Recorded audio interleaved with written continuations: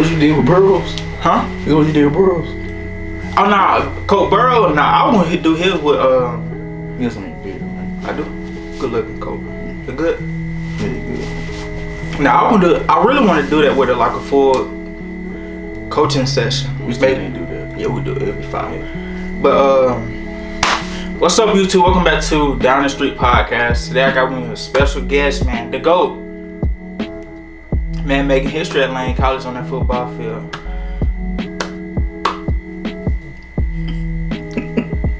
What? Yeah, you serious yourself, man? I'm Jeremy Patterson, Special Teams Coordinator, Linebacker Coach, and Director of Football Operations for Lane College Football Team. Instagram is @Sir_Patterson. So when I was in school, he was actually like a coaching assistant, right? Mm-hmm. So what made you what got your attention to like playing or coaching a high level of football at a young age? I would say, well, young adult age. I started coaching actually at 16. Damn. I coached a semi-pro team in Cleveland, Mississippi, and had a lot of success and made a lot of news headlines for my age, coaching grown men and all that type of stuff, and put up a 41-9 record in 4 years. Mm-hmm. I won 2 Magnolia Football League championships, which was awesome.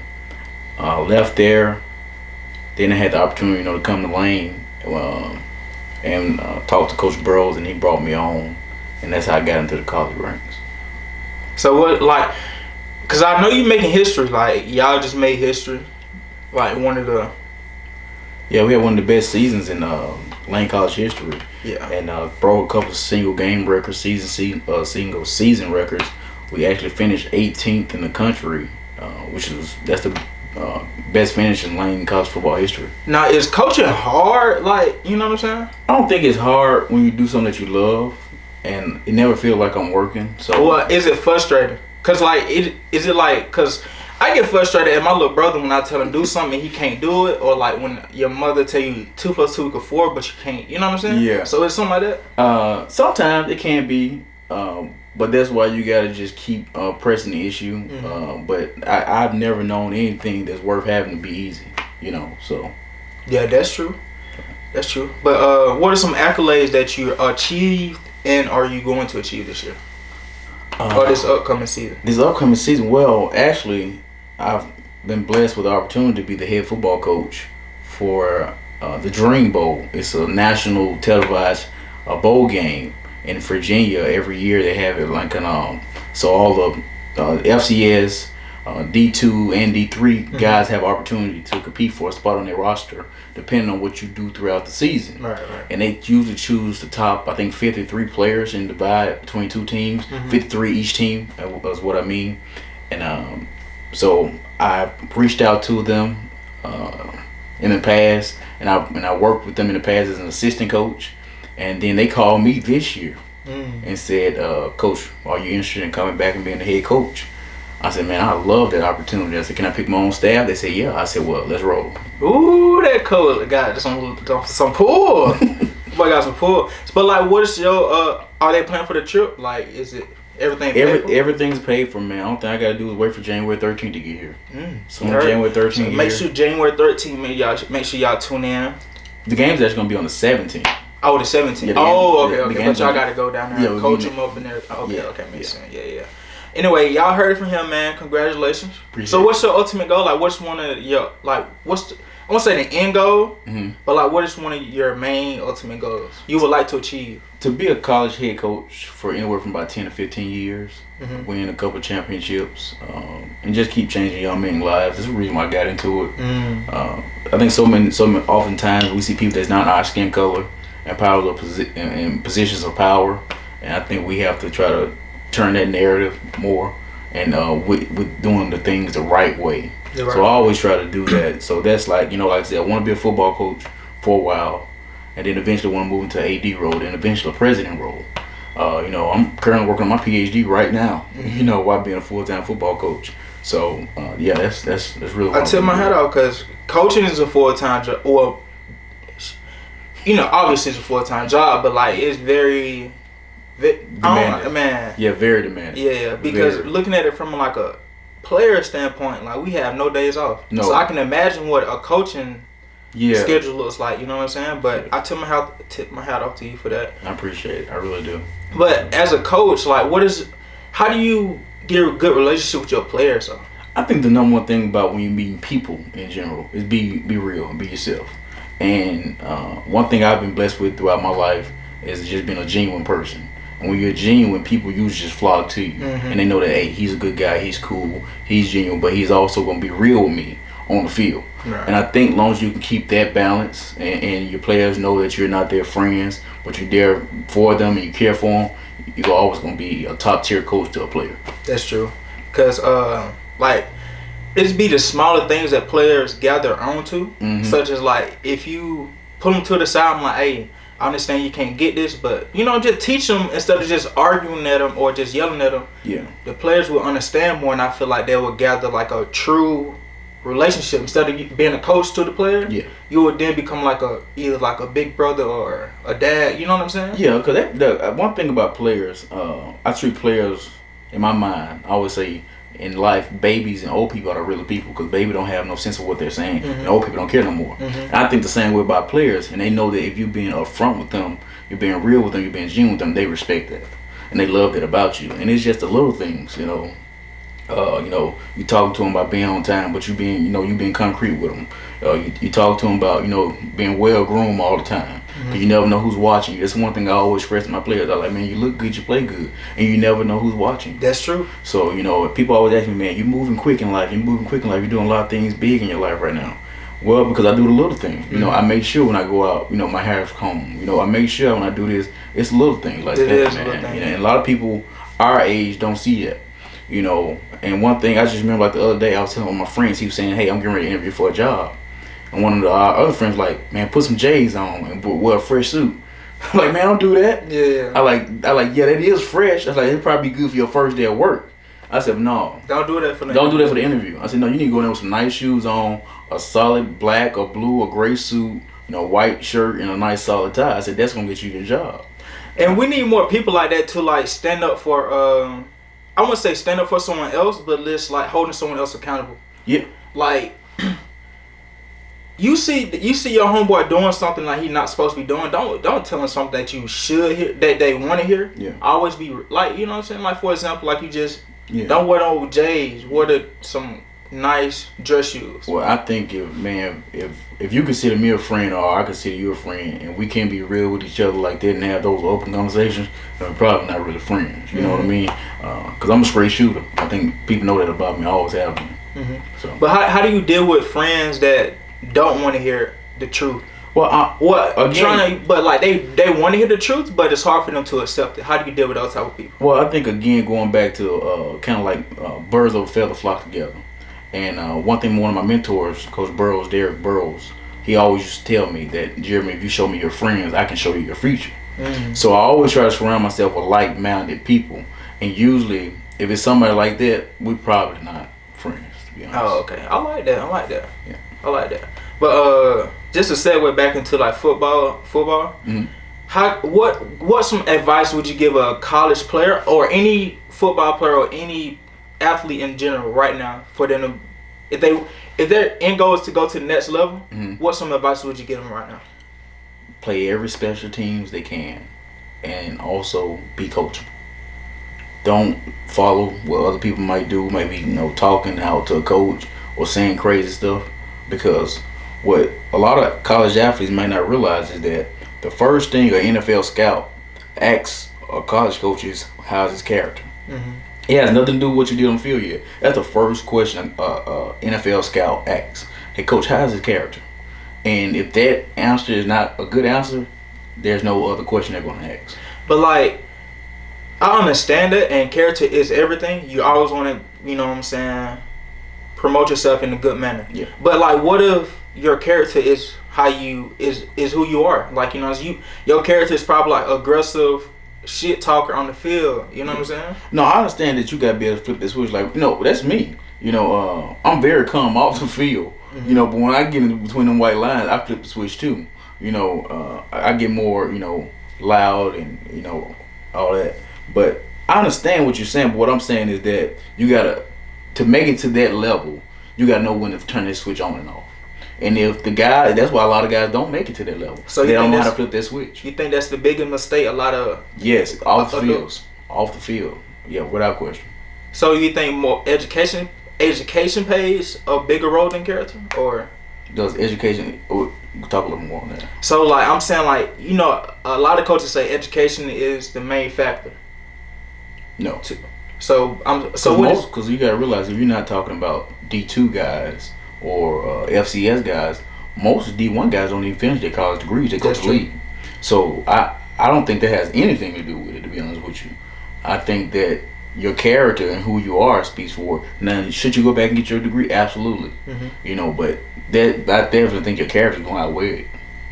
Interesting. Because if I'm an NFL scout and my job is to scout talent and I'm supposed to bring this guy into whatever organization I work for, and he coming in MF and this and this and this. Yeah, it's not gonna. He ain't gonna let. Okay, let me ask you this though, because this happens a lot, and this is a lot of players on the team, even in high school. Mm-hmm. The athlete is a freaking. Hold on. The athlete is a 5-star, but he's so good that he can do certain things that other players can't do. Let me ask you, why is that? Say it one more time. Like, is a 5-star on the team. Like, if you take him out, you probably lose. You know what I'm saying? Gotcha. He got that type of impact on that team. Yeah, I think. Okay, what you're saying? I think that really starts at home too, and a lot of time parents don't realize that when their kids away from home, that we're their parents. But the grooming that you gave them coming up and the upbringing that you gave them come up plays a big part in that. That's true. That's like my mom, my dad.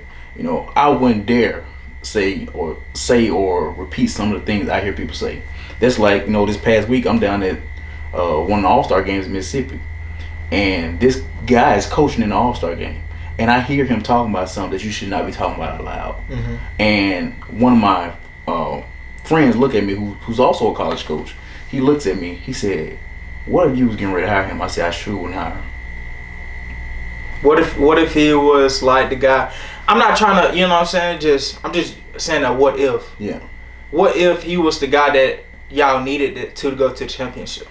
Well, see, my biggest thing is that no player, no matter how good you are, will determine how my team run. That's me, because I'm big on discipline.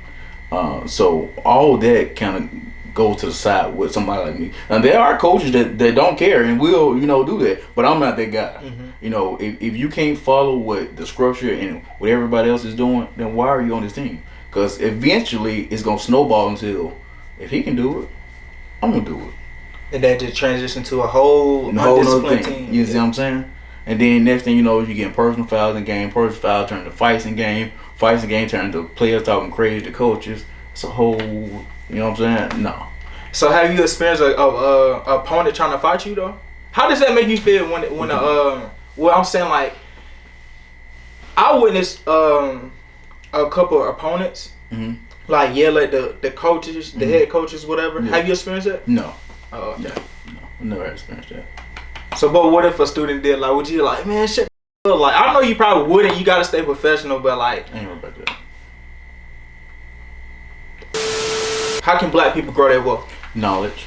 I'm a big believer that knowledge is power. One thing that I've learned in me personally, that when I started reading more, I started outdoing people in a lot of things. And it's just what I was feeding my brain.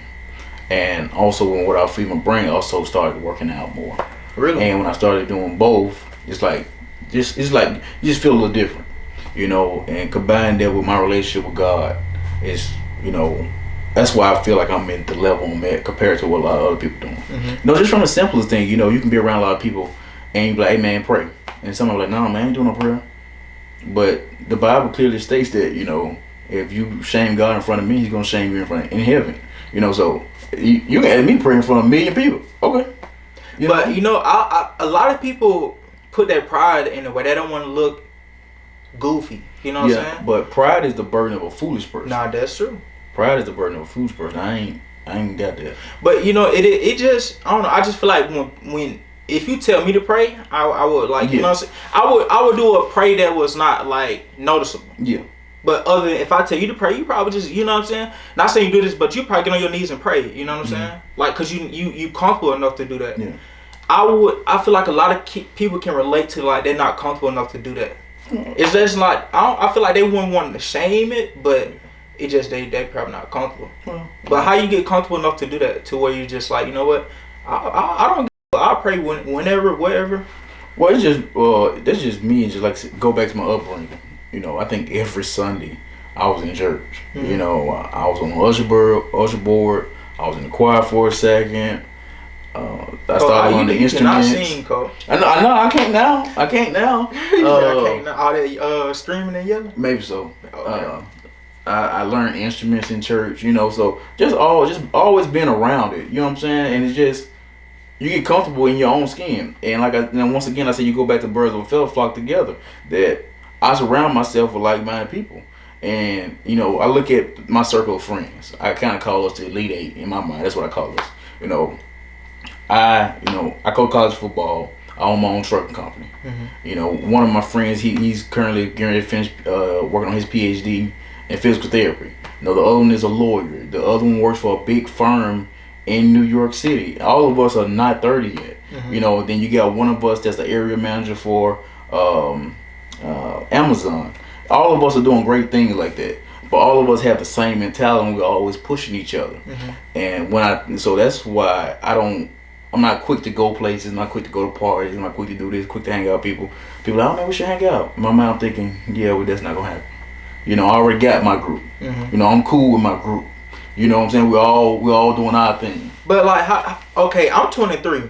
I'm still young. I got blessed with a job a career right after like I graduated. So what advice would you give me to succeed in life?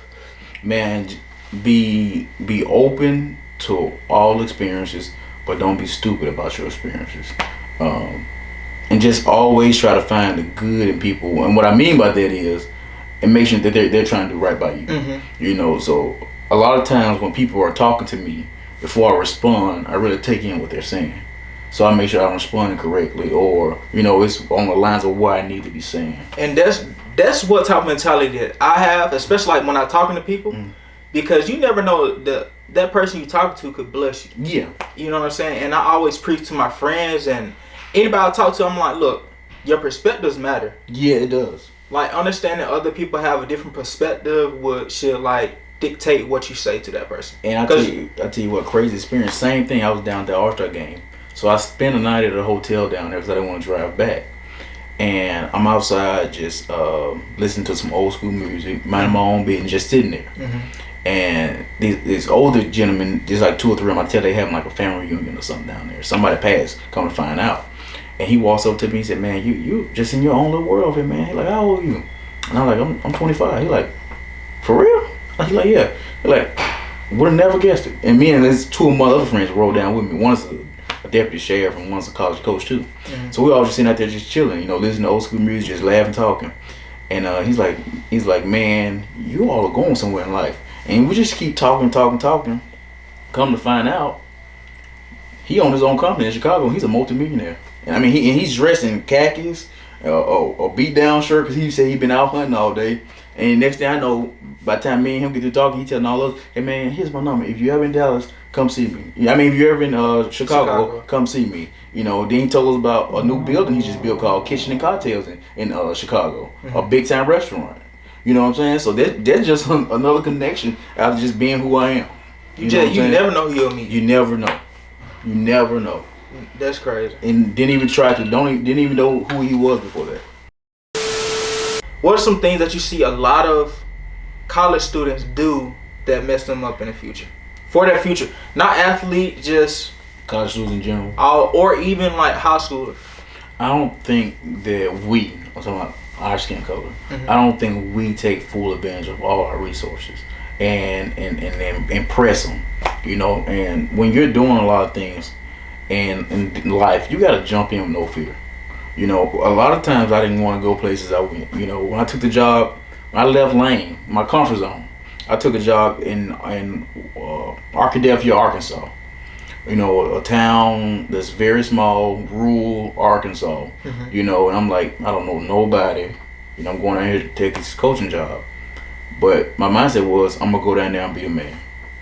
You know, to this day, a lot of those guys who I coach always call, hit me up, or I'm hitting them up and just talking to them. They're like, you know, one's right now, Gregory Jr. He's a top NFL prospect right now, a defensive back.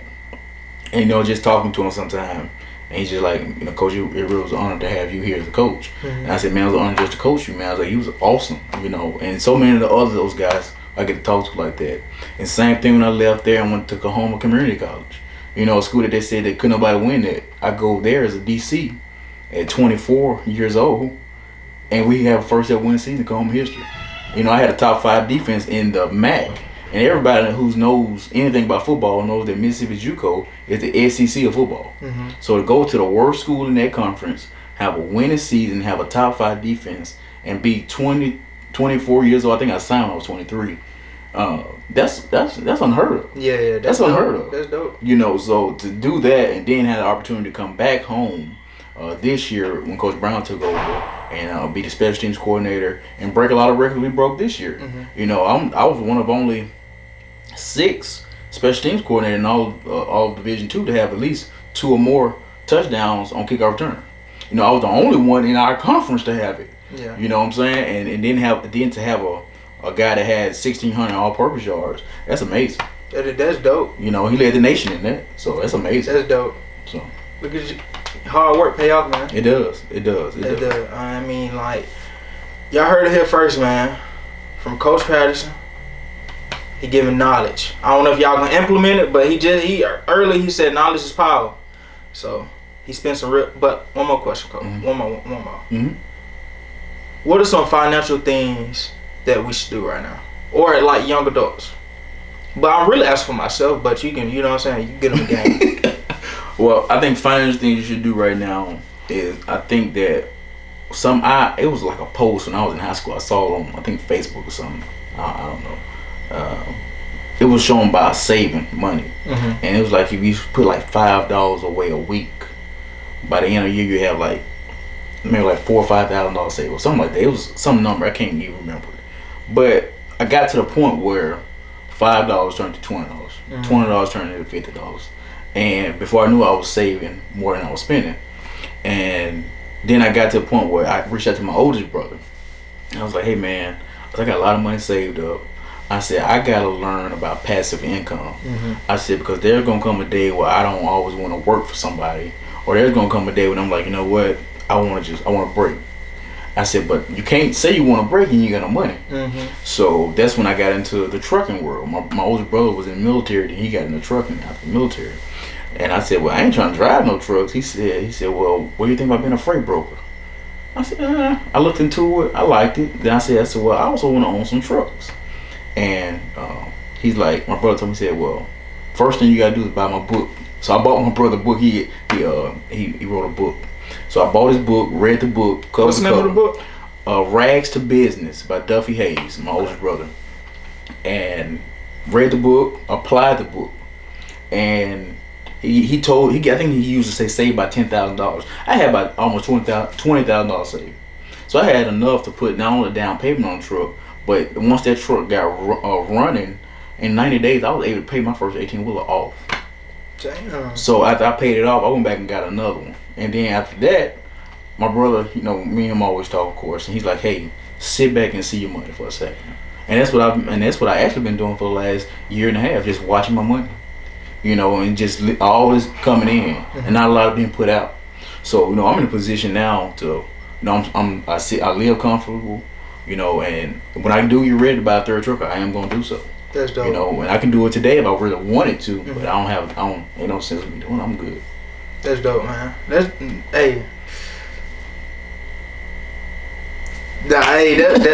hard though, for real. That's hard. Yeah. So you think trucking is I want to say the start out for entrepreneurship thing? No, I think, well, let me say this about entrepreneurship and whatever somebody wants to get into.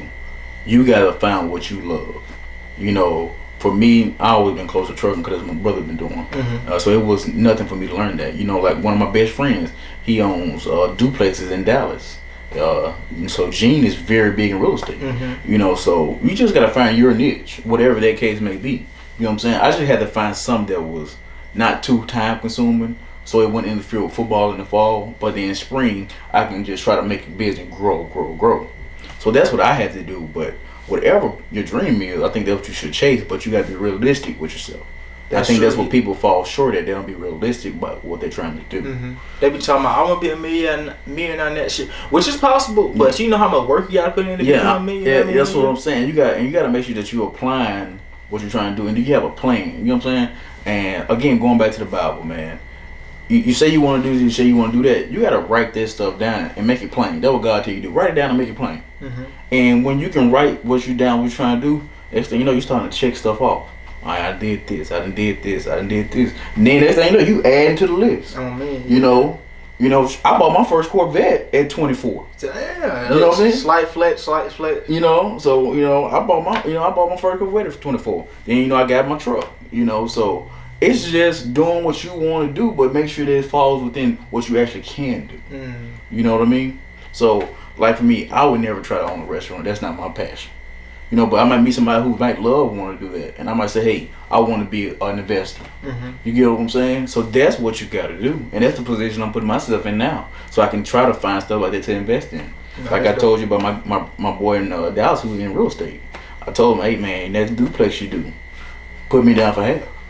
You know what I'm saying? I don't care for real estate, but he knows it very well. So you can just, he can teach you the game. Exactly. Exactly. So that's what I'm doing right now. If y'all get another one, if you get one, put me. I got half. I'm dead ass serious. Okay. Cole, I'm not playing. All right. You gotta save your money, man. Hey, Cole, look. I you know what I'm saying? I be practicing saving. Sometimes I get lost into the fact of like, damn, I need these shoes. Damn, I need these shoes. Even though I don't make no dumb purchases. Yeah. It's just like sometimes I need to make sacrifices in order to, like, you know what I'm saying? You do have to make sacrifices, man. I didn't buy my first pair of J's until maybe 23, 24. A couple years ago. Damn. Yeah. Why you wait so late? Why you wait so late? Because I was saving money to buy trucks. Well, see, you 23 though, so I'm saying. But see, when did you start saving? What age? Probably about 16, 17, somewhere in that range. Seriously. 16, 17, or 17. Yeah. That's a long time. But, I did it because, I think so many times, like you said, people get caught up in trying to buy shoes, this, that, and other. But if you make the sacrifice now, I can go buy. You can buy every pair of Jordans I want to buy right now. And that's what I be telling myself. I'm like, look, I don't really need it right now because in a while I can be able to just purchase like 5 more of these. Exactly. So, but you know what I'm saying? It's just the gratification now as a young adult, and I still be, you know what I'm saying? I still want to be seen. You know what I'm saying? I still want to have the. I'm not saying like that, but I'm just saying like I still want to have the freshest kicks. You know what I'm saying? I just want to stay up to date. But I'm done buying shoes for a while. Okay. I'll probably say the next pair of shoes I'll probably get are the Air Jordan 7s Cardinals. I don't know, but those on. You were talking about them human races I had on the other day. I mean, yeah, they do. But I'm not finna pay no resale for them. You know what I'm saying? Yeah. So like the all white, the human races, they do. Yeah. I actually have those on my go want list. Yeah. You know what I'm saying? But I just never had the opportunity to get them. Yeah. But you don't get mine. Cool. See, this is when myself started going go. I'm like, okay, watch me go get them. We matching. Yeah. But nah, I really do appreciate you, Colt, man. All right, no problem, man. Anytime. Colt, we gotta do that again. We black, man. We gotta, But yeah, man, y'all heard it from him. Make sure y'all follow him on Instagram. Follow me. January 17th. January 17th. Wish this man good luck. I'll be watching, Colt. I might be at the game. Well, y'all supposed to be doing an article, huh? Well, I'm not really. Hey, okay. I got you with a graphic. Yeah. Well, well, I already sent you one on that. Yeah, I mean, you know what I'm saying. I got you with a graphic, but I'm not the article type of guy. Yeah, but did I not already? Okay. Right. What? Don't worry about it. No, I'm saying I will send that to Joe. Yeah. But I got you with a graphic. Okay. Graphic gonna be hard. I already know that. I don't like that, man. You took forever with my picture. Huh? You took forever with my picture. Cool. I got like over 15,000 pictures in my wardrobe. Right, what I'm saying. You took forever to see me with my picture. It was hard though. I had 13s on. Oh yeah. That was Kentucky State, right? Yeah. I might use that. You see that? You want me to use that? Yeah, that's fine. All right. That's a good picture. All right, so look. All right. Y'all heard it, man. Y'all stay tuned. Like the video. Enjoy yourselves. Stay beautiful, man.